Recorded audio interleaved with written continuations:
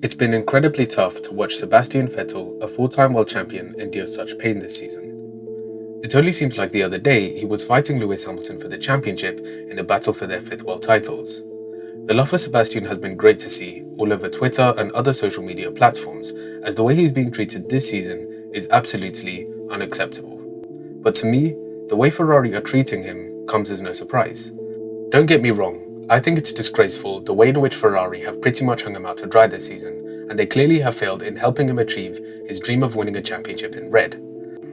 However, I'm not shocked by Ferrari's actions. In fact, I kind of expected it, knowing what they've done in the past. So let's take a look at some of the events from the past to explain why Ferrari's treatment of Seb this season doesn't come as a surprise. But wait, I need to just quickly point something out.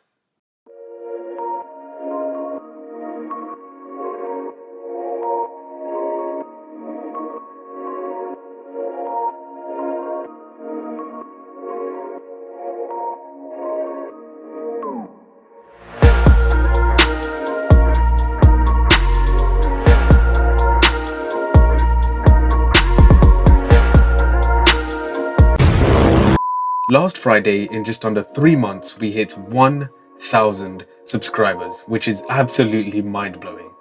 I started this channel over the lockdown just to answer a few questions that I had on my mind, like what makes certain corners difficult. I just wanted to share some of the research with others here on YouTube, but didn't expect the kind of interaction I've been getting. Recently, I've been covering the backstory of drivers who reached Formula 1, which has really boosted the channel a lot, as well as the comparison between Hamilton and Verstappen, which hasn't gone down too well with a lot of people. But these were all just questions pondering over my mind that eventually turned into videos. More recently, I've been covering the current events going on in Formula 1, and the feedback has just been incredible. I just wanted to give a huge shout out to every member of the F1 content community who have helped me reach this point. Without them, I probably wouldn't have hit 1K this quickly. And thank you to all my fans who always like, comment, share my videos. You guys are the real MVPs, and I'm extremely grateful for everything. After today's video, I have a 1K special coming for the next one, so keep your eyes peeled for that. And if you haven't already, make sure you subscribe and turn on the notification bell so you don't miss out. Without further ado, let's get into it.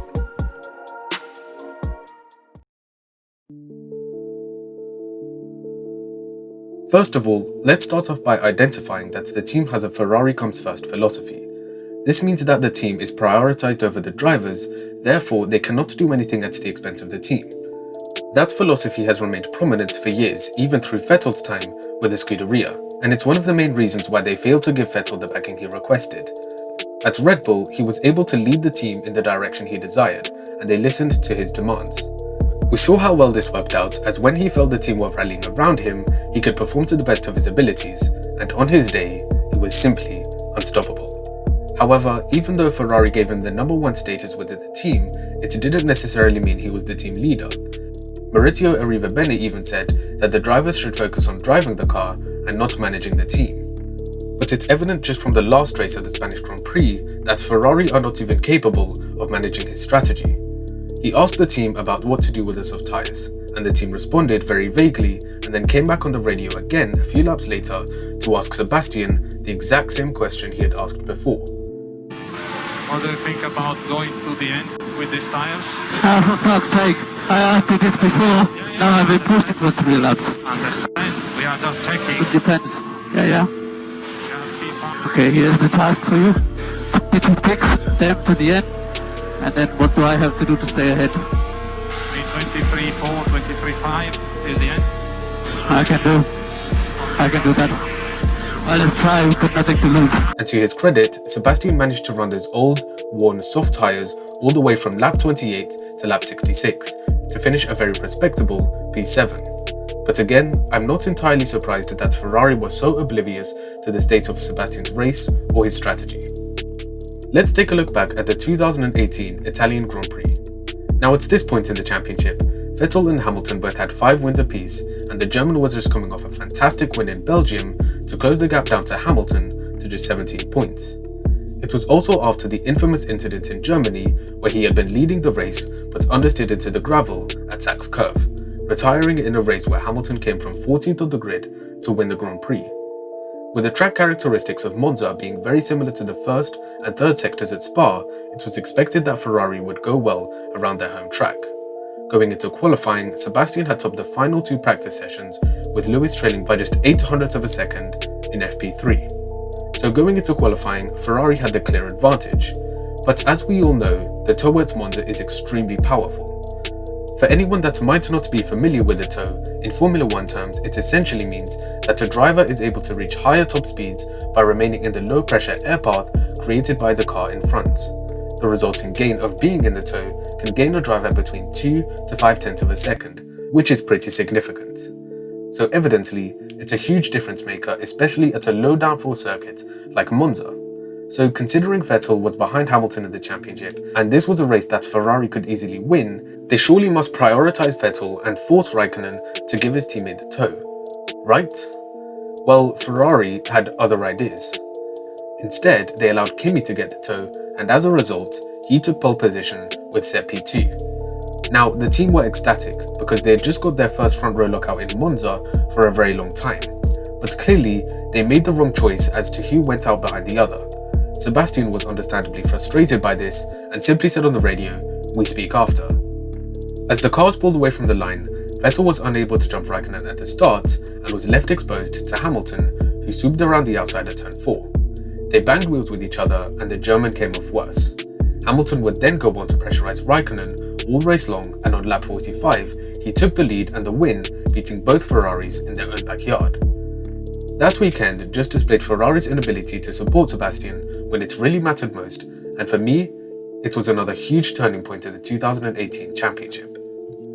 Now, the arrival of Charles Leclerc in 2019 also had an impact on the way Ferrari treated Sebastian.